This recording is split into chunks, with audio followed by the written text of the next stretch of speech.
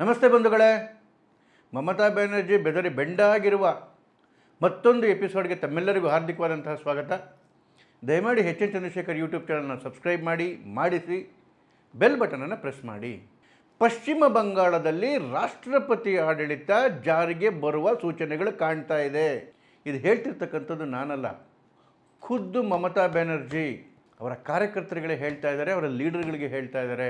ನೋಡಿ, ಬಿಹಾರದ ನಂತರ ಈ SIR ಏನಂತೂ special intensive revision of voter list ಅಂದರೆ ಮತದಾರ ಪಟ್ಟಿಯ ಅಮೂಲಾಗ್ರ ಬದಲಾವಣೆ ಇದೇನು ವೆಸ್ಟ್ ಬೆಂಗಾಲಲ್ಲಿ ಶುರುವಾಗಿದೆ. ಇದು ಭಾಳ ಮೋಸ್ಟ್ ಇಂಪಾರ್ಟೆಂಟ್ ರಾಜ್ಯ ವೆಸ್ಟ್ ಬೆಂಗಾಲೇ ಆಗಿತ್ತು. ಯಾಕೆಂತ ಹೇಳಿದ್ರೆ ಈ SIRನ ಮೂಲ ಉದ್ದೇಶ ಇರ್ತಕ್ಕಂಥದ್ದು ಏನು ತೀರೋಗಿದ್ದಾರೆ ಅವರ ಹೆಸರುಗಳನ್ನ ತೆಗಿಬೇಕು, ಬೇರೆ ಕಡೆಗೆ ಶಿಫ್ಟ್ ಆಗಿದ್ದಾರೆ ಅವರ ಹೆಸರುಗಳನ್ನ ತೆಗಿಬೇಕು, ಎರಡೆರಡು ಕಡೆ ಹೆಸರಿರುತ್ತೆ ಅವರ ಹೆಸರುಗಳನ್ನ ತೆಗಿಬೇಕು, ಮತ್ತೊಂದು ಯಾರು ಈ ದೇಶದ ನಾಗರಿಕರಲ್ಲ ಅವರ ಹೆಸರನ್ನು ಪಟ್ಟಿಯಿಂದ ಕಿತ್ತಾಕಬೇಕು ಅಂಥೇಳಿ ಅತಿ ಹೆಚ್ಚು ಬಾಂಗ್ಲಾದ ನುಸುಳುಕೋರರು, ಮಯನ್ಮಾರ್ನ ರೋಹಿಂಗ್ಯಾಗಳು ಬಂದು ಬೀಡ್ಬಿಟ್ಟಿರ್ತಕ್ಕಂಥದ್ದು ಪಶ್ಚಿಮ ಬಂಗಾಳದಲ್ಲಿ.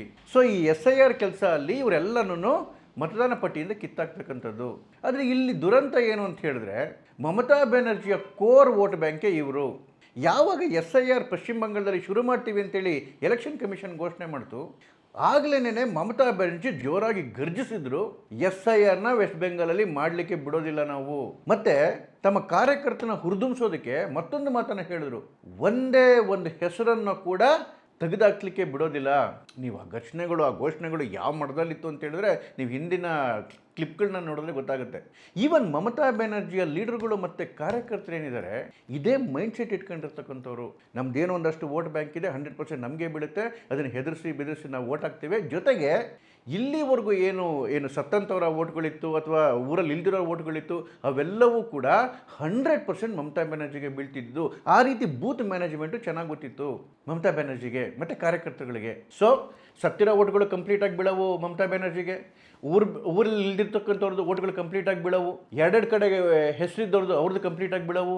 ಜೊತೆಗೆ ಏನು ನುಸುಳುಕೋರರ ವೋಟ್ಗಳು, ರೋಹಿಂಗ್ಯಾಗಳು ವೋಟ್ ಕೂತಿಲ್ಲ, ಇವು ಕೂಡ 100% ಮಮತಾ ಬ್ಯಾನರ್ಜಿಗೆ ಬೀಳ್ತಾ ಇದ್ದಿದ್ದು. ಹಾಗಾಗಿ ಈಸಿಯಾಗಿ ಎಲೆಕ್ಷನ್ನ ಗೆಲ್ತಾ ಇದ್ರು. ಮಮತಾ ಬ್ಯಾನರ್ಜಿಗೆ ಮುಂಚೆ ಕಮ್ಯುನಿಸ್ಟವ್ರು ಗೆಲ್ತಿದ್ರು ಇದೇ ರೀತಿಯಾಗಿ. ನೋಡಿ, 2018ರಿಂದ BJP ಎಷ್ಟೇ ದೊಡ್ಡ ಮಟ್ಟದ ಫೈಟ್ ಕೊಟ್ಟರು ಕೂಡ ಮಮತಾ ಬ್ಯಾನರ್ಜಿಗೆ ಗೆಲ್ಲಕ್ಕೆ ಯಾಕೆ ಆಗ್ತಿರ್ಲಿಲ್ಲ ಅಂತ ಹೇಳಿದ್ರೆ ಇದೇ ಕಾರಣಕ್ಕೋಸ್ಕರ. ನೋಡಿ, ಪಶ್ಚಿಮ ಬಂಗಾಳದಲ್ಲಿ ಒಟ್ಟು ವೋಟರ್ಸ್ ಇರ್ತಕ್ಕಂಥದ್ದು 7,66,00,000. ಕಳೆದ ಚುನಾವಣೆಯಲ್ಲಿ ಅಂದರೆ 2021ರ ಚುನಾವಣೆಯಲ್ಲಿ 5 ಕೋಟಿ ಚಿಲ್ಲರೆ ಪೋಲಿಂಗ್ ಆಗಿತ್ತು. ಆ 5 ಕೋಟಿ ಚಿಲ್ಲರೆ ಪೋಲಿಂಗಲ್ಲಿ ಮಮತಾ ಬ್ಯಾನರ್ಜಿಗೆ ಬಿದ್ದಂತಹ ವೋಟ್ಗಳು 2,76,00,000. BJPಗೆ ಬಿದ್ದದ್ದು 2,48,00,000.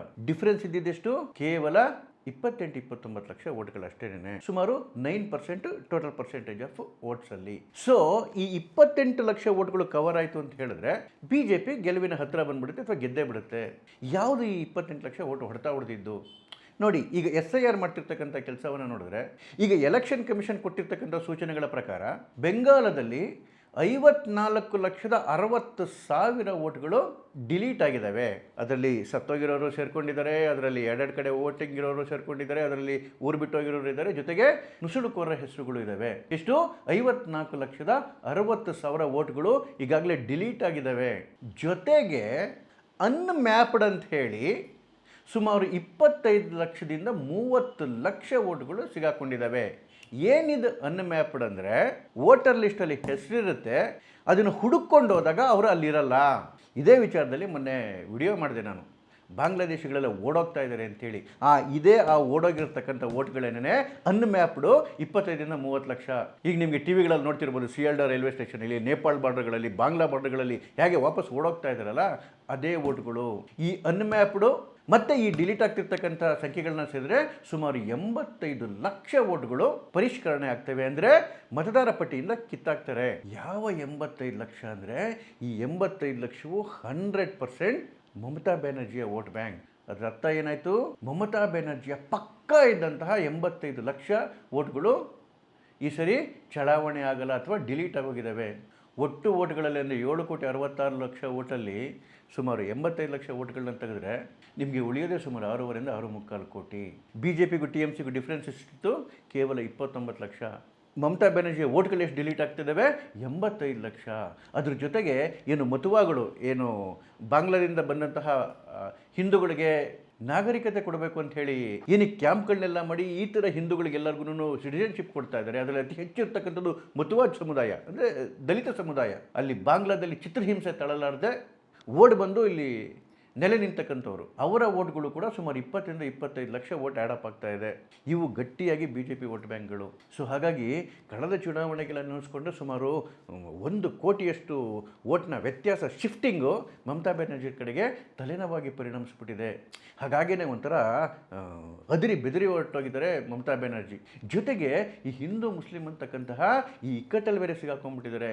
ಇಲ್ಲಿವರೆಗೂ ಹಿಂದೂಗಳನ್ನ ತುಳಿದು ಮುಸಲ್ಮಾನರ ವಿಪರೀತ ಓಲೈಕೆ ಮಾಡ್ತಿದ್ರು. ಯಾಕೆ ಅಂತ ಹೇಳಿದ್ರೆ ಮುಸಲ್ಮಾನರ ಜನಸಂಖ್ಯೆ ಜಾಸ್ತಿ ಇದೆ, ವೋಟರ್ಸ್ ಜಾಸ್ತಿ ಇದ್ದಾರೆ ಅಂತೇಳಿ ಈ SIR ಕಾರಣದಿಂದ ಮುಸಲ್ಮಾನರ ಸಂಖ್ಯೆ ವಿಪರೀತ ಕಡಿಮೆ ಆಗಿದೆ. ಜೊತೆಗೆ ಈ CAA ಕಾರಣದಿಂದ ಹಿಂದೂಗಳ ಸಂಖ್ಯೆ ವಿಪರೀತ ಜಾಸ್ತಿ ಆಗಿರೋದ್ರಿಂದ ಹಿಂದೂಗಳ ವೋಟ್ ಬ್ಯಾಂಕಿನ ಅವಶ್ಯಕತೆ ಇವಾಗ ಮಮತಾ ಬ್ಯಾನರ್ಜಿಗೆ ಅತಿ ಹೆಚ್ಚು ಕಾಣ್ತಾ ಇದೆ. ಹಿಂದೂಗಳನ್ನ ಬಿಟ್ಟರೆ ಉಳ್ಬಾಳಿಲ್ಲ ಅಂತ ಹೇಳಿ ನೀವು ಕಳೆದ ವಾರ ಆಗಿರ್ತಕ್ಕಂತಹ ಘಟನಾವಳಿಗಳನ್ನ ನೋಡಿದ್ರೆ ನಿಮ್ಗೇನೇನೋ ಒಂಥರ ಬೆಚ್ಚಿ ಬಿದ್ದು ಬಿಡ್ತೀರಿ. ಹುಮಾಯೂನ್ ಕಬೀರ್ ಅಂತ ಹೇಳಿ ಮಮತಾ ಬ್ಯಾನರ್ಜಿಯ MLA ಮುರ್ಷಿದಾಬಾದಲ್ಲಿ ಬಾಬ್ರಿ ಮಸೀದಿ ಕಟ್ತೀನಿ ಅಂತ ಹೊರಟಿದ್ದ. ಡಿಸೆಂಬರ್ 6ನೇ ತಾರೀಕು ಏನು ಅಯೋಧ್ಯೆಯಲ್ಲಿ ಬಾಬ್ರಿ ಮಸೀದಿ ಉರುಳಿತು, ಆವತ್ತಿನ ದಿವಸನೇ ಮುರ್ಷಿದಾಬಾದಲ್ಲಿ ಅದೇ ರೀತಿಯ ಒಂದು ಬಾಬ್ರಿ ಮಸೀದಿ ಕಟ್ತೀನಿ ಅಂತ ಹೇಳಿ ಘೋಷಣೆ ಕೂಡ ಮಾಡಿಬಿಟ್ಟಿದ್ದ. ಮಮತಾ ಬ್ಯಾನರ್ಜಿ ಅವನನ್ನು ಪಕ್ಷದಿಂದ ಉಚ್ಚಾಟನೆ ಮಾಡಿದ್ರು. ಯಾರಾದರೂ ಊಹೆ ಮಾಡ್ಕೊಳ್ಳೋಕೆ ಸಾಧ್ಯ ಇತ್ತ ಮಮತಾ ಬ್ಯಾನರ್ಜಿ ಈ ರೀತಿ ಮಾಡ್ತಾರೆ ಅಂತೇಳಿ? ನೋಡಿ, ಹಿಂದೂಗಳ ತಾಕತ್ತು ಇವತ್ತಲ್ಲಿ ಜಾಸ್ತಿ ಆಗಿರೋದು ಹೇಗೆ ಅಲ್ಲಿನ ವಾತಾವರಣವನ್ನೇ ಬದಲು ಮಾಡ್ತಾ ಇದೆ ಅಂತ ಹೇಳಿ. ಹುಮಾಯೂನ್ ಕಬೀರನ್ನ ಬಾಬ್ರಿ ಮಸೀದಿ ಕಟ್ತೀನಿ ಅಂದಿದ್ದಕ್ಕೆ ಮಮತಾ ಬ್ಯಾನರ್ಜಿ TMC ಪಕ್ಷದಿಂದ ಹೊರಗಾಕಿದ್ದಾರೆ, ಉಚ್ಚಾಟನೆ ಮಾಡಿದ್ದಾರೆ. ಆದರೆ ಅವನೇನು ತಲೆ ಕೆಡಿಸ್ಕೊಂಡಿಲ್ಲ. ಡಿಸೆಂಬರ್ 6ನೇ ತಾರೀಕು ಮುರ್ಷಿದಾಬಾದಲ್ಲಿ ನೋಡಿ, ಮುರ್ಷಿದಾಬಾದಲ್ಲಿ ಆಲ್ಮೋಸ್ಟ್ ಸುಮಾರು 56-65% ಮುಸಲ್ಮಾನರಿದ್ದಾರೆ. ಮುಸಲ್ಮಾನರು ಡಾಮಿನೇಟೆಡ್ ಏರಿಯಾ ಅದು. ಅಲ್ಲಿ ಬಾಬ್ರಿ ಮಸೀದಿಯನ್ನು ಶಿಲಾನ್ಯಾಸ ಮಾಡ್ತೀವಿ ಅಂತ ಹೇಳಿ ಘೋಷಣೆ ಮಾಡಿದ್ದ. ಮೊನ್ನೆ ಡಿಸೆಂಬರ್ 6ನೇ ತಾರೀಕು ಸೌದಿ ಅರೇಬಿಯಾದಿಂದ ಕ್ಲರ್ಕ್ಗಳನ್ನ ಕರೆಸಿ ಶಂಕುಸ್ಥಾಪನೆಯನ್ನು ಮಾಡ್ದ. ಇಲ್ಲಿ BJPಯನ್ನು ಸುಮ್ಮನೆ ಕೂತಿಲ್ಲ. BJPಯ ಲೀಡರು ಸುಖರಾವ್ ಸರ್ಕಾರನವರು ಇದೇ ಮುರ್ಷಿದಾಬಾದ್ನಲ್ಲಿ ಅಲ್ಲಿನ ಬೆಹರಾಂಪುರಲ್ಲಿ ಇದೇ ಡಿಸೆಂಬರ್ 6ನೇ ತಾರೀಕು ಅಯೋಧ್ಯ ರೀತಿಯ ರಾಮ್ಲಲ್ಲ ಮಂದಿರದ ಶಿಲಾನ್ಯಾಸ ಕೂಡ ನೆರವೇರಿಸ್ಬಿಟ್ರು. ನೀವು ಬಾಬ್ರಿ ಮಸೀದಿ ಕಟ್ತೀರ ತಾನೇ, ಅಲ್ಲೇ ನಾವು ರಾಮ ಮಂದಿರವನ್ನು ಕಟ್ತೀವಿ ಅಂತೇಳಿ. ಅದು ದೊಡ್ಡ ರಾಮ ಮಂದಿರ, ಬಹಳ ಬೃಹತ್ ರಾಮ ಮಂದಿರದ ಶಂಕುಸ್ಥಾಪನೆ ಆಗಿದೆ, ಶಿಲಾನ್ಯಾಸ ಆಗಿದೆ. ಅಲ್ಲಿ ಹಾಸ್ಪಿಟಲ್ ಕೂಡ ಬರ್ತಾ ಇದೆ, ಸ್ಕೂಲ್ ಕೂಡ ಬರ್ತಾ ಇದೆ. ಭಾಳ ದೊಡ್ಡ ಪ್ರಾಜೆಕ್ಟ್ ಅದು, ಭಾಳ ದೊಡ್ಡ ರಾಮ ಮಂದಿರ ಅಲ್ಲಿ ಬರ್ತಾ ಇದೆ. ಇಲ್ಲಿ ಈ ರೀತಿ ಮಮತಾ ಬ್ಯಾನರ್ಜಿಗೆ ಏನಾಗ್ಬಿಟ್ಟಿದೆ, ಈ ಹಿಂದೂ ಮುಸ್ಲಿಂ ಅಂತ ತಿಕ್ಕಾಟದಲ್ಲಿ ಸಿಗಾಕೊಂಡ್ಬಿಟ್ಟಿದ್ದಾರೆ. ಇಲ್ಲಿವರೆಗೂ ಮುಸಲ್ಮಾನರ ವಿಪರೀತ ಓಲೈಕೆ ಮಾಡಿದ್ರು, ಈಗ ಹಿಂದೂಗಳನ್ನು ಓಲೈಕೆ ಮಾಡ್ತಕ್ಕಂತಹ ಅನಿವಾರ್ಯತೆಗೆ ಬಿದ್ದುಬಿಟ್ಟಿದ್ದಾರೆ. ಹಾಗಾಗಿಯೇ ಹುಮಾಯೂನ್ ಕಬೀರರ ಉಚ್ಚಾಟನೆ ಆಗಿದೆ. ಜೊತೆಗೆ ಹಿಂದೂಗಳ ಪೂಜೆಗಳಿಗೆ, ಹಿಂದೂಗಳ ಮೆರವಣಿಗೆಗೆಲ್ಲ ವಿಶೇಷವಾದ ಆದ್ಯತೆ ಕೊಡ್ತಾ ಇದ್ದಾರೆ ಮಮತಾ ಬ್ಯಾನರ್ಜಿ. ಈಗ ಹಿಂದೂಗಳು ಬೇಕು ಅನ್ಸ್ಬಿಟ್ಟಿದೆ ಪುಣ್ಯಾದ್ಗತಿಗೆ. ನಾನು ಆಗಲೇ ಹೇಳ್ತಾ ಇದ್ದೆ, ಬಾಂಗ್ಲಾದೇಶಿಗಳು ಯಾರು ನುಸ್ಲುಕೋರು ಇಲ್ಲಿ ಬಂದು ಡಾಕ್ಯುಮೆಂಟ್ಗಳನ್ನ ಮಾಡ್ಕೊಂಡಿದ್ರು, ವೋಟರ್ ಐಡಿಗಳನ್ನೆಲ್ಲ ಮಾಡ್ಕೊಂಡಿದ್ರು, ಹೆಂಗೆ ಓಡ್ತಾ ಇದ್ದಾರೆ ಅಂತ ಹೇಳಿದ್ರೆ, ಯಾಕೆ ಇವರು ಓಡ್ತಾ ಇದ್ದಾರೆ ಅಂತ ಹೇಳಿದ್ರೆ ಕೇವಲ SIR ಬೈಕ್ ಅಲ್ಲ. ಇವರು ಓಡ್ತಾ ಇರ್ತಕ್ಕಂಥದ್ದು ಮೋದಿ ಸರ್ಕಾರ ಇಂಪ್ಲಿಮೆಂಟ್ ಮಾಡಿರ್ತಕ್ಕಂಥ ಫಾರಿನರ್ ಇಮಿಗ್ರೇಷನ್ ಆ್ಯಕ್ಟ್ ಕಾನೂನು ಬಂದಿದೆ. ಆ ಕಾನೂನಿಗೆ ಹೆದರ್ಕೊಂಡು ಸಿಗಾಕೊಂಡ್ರೆ 5 ವರ್ಷದ ಕಠಿಣ ಸಜೆ ಆಗುತ್ತೆ. ಜೊತೆಗೆ ಇದರಲ್ಲಿ ಮೇಯ್ನ್ ಪ್ರಾಬ್ಲಮ್ ಏನು ಅಂತ ಹೇಳಿದ್ರೆ, ಯಾವುದಾರೊಬ್ಬ ವ್ಯಕ್ತಿ ಮೇಲೆ ಅವನು ಇದನ್ನು ಉಲ್ಲಂಘನೆ ಮಾಡಿದ್ದಾನೆ ಅಂತ ಆರೋಪ ಬಂದರೆ ಆ ಆರೋಪವನ್ನು ಡಿಫೆಂಡ್ ಮಾಡ್ಕೊಂಡಿರ್ಬೇಕಾಗಿರ್ತಕ್ಕಂಥ ಅವಶ್ಯಕತೆ ಅವನಿಗಿದೆ. ಮುಂಚೆ ಕಾಂಗ್ರೆಸ್ ಸರ್ಕಾರಗಳಲ್ಲಿ ಯಾವ ರೀತಿ ಕಾನೂನು ಇರ್ತಿತ್ತು ಅಂತ ಹೇಳಿದ್ರೆ, ಸರ್ಕಾರ ಅವನು ನುಸುಳುಕೋರ ಅಂತ ಪ್ರೂವ್ ಮಾಡಬೇಕಿತ್ತು. ಈಗ ಆ ನುಸುಳುಕೋರ ಪ್ರೂವ್ ಮಾಡಬೇಕು, ನಾನು ನುಸುಳುಕೋರ ಅಲ್ಲ. ಅದಕ್ಕೋಸ್ಕರ ಡಾಕ್ಯುಮೆಂಟ್ಗಳು ತರಬೇಕು, 40-50 ವರ್ಷದ ಹಿಂದಿನ ಡಾಕ್ಯುಮೆಂಟ್ಗಳು ಕೊಡಬೇಕು. ಈ ಓನರ್ಸ್ ಅಂತ ಏನಿದೆ, ಈ ಜವಾಬ್ದಾರಿ ಏನಿದೆ, ಈಗ ಆ ನುಸುಳುಕೋರರ ತಲೆ ಮೇಲೆ ಬಿದ್ದಿರೋದ್ರಿಂದ ಇವರೆಲ್ಲರೂ ಎಸ್ಕೇಪ್ ಆಗ್ತಾ ಇದ್ದಾರೆ, ಓಡ್ತಾ ಇದ್ದಾರೆ.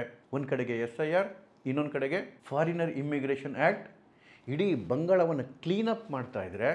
CAA ನೊಂದು ಬೆಂದು ಬಂದಂತಹ ಹಿಂದೂಗಳಿಗೆ ನಾಗರಿಕತೆಯನ್ನು ಕೊಟ್ಕೊಂಡು ಆ ಹಿಂದೂಗಳಿಗೆ ಶಕ್ತಿ ಕೊಡ್ತಕ್ಕಂಥ ಕೆಲಸ ಆಗ್ತಾ ಇದೆ. ಇವೆಲ್ಲದರ ಕಾರಣದಿಂದ ನಾನು ಹಿಂದೆನೂ ಕೂಡ ವಿಡಿಯೋ ಮಾಡಿ ಹೇಳಿದ್ದೀನಿ, ಎಲೆಕ್ಷನ್ ರಿಸಲ್ಟ್ ಬರೋದಕ್ಕೆ ಮುಂಚೆನೇ ಅಲ್ಲಿ BJP ಗೆದ್ದಾಗಿದೆ, ಮಮತಾ ಬ್ಯಾನರ್ಜಿ ಸೋತಾಗಿದೆ.